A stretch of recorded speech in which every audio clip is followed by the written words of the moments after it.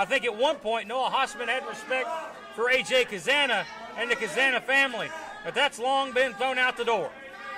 Well, you know, there's a famous saying that keep your friends close, but keep your enemies closer. This is something we don't normally see from Cazana. Well, he's going for the Vader bomb. I thought he was going maybe for a moonsault. Oh, man. Squashed him out. And Hossman still, you can tell he's winded here. He's not 100%. Waist on German.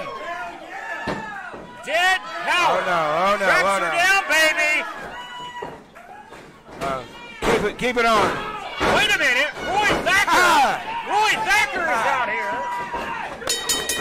And he has attacked Noah Hossman. What the hell? Oh, Hossman fired up on Roy. Look out! Spear! Spear! My God, what a spear! What the hell, Roy? What the hell are you thinking? Getting involved like this. He just cut him in half with that spear. Well, obviously, we know what Roy Thacker's thinking. He wants the gold, baby. Yeah, he does. He wants the East Tennessee title. My God, what a shocking turn of events here. Roy stands tall over the champion.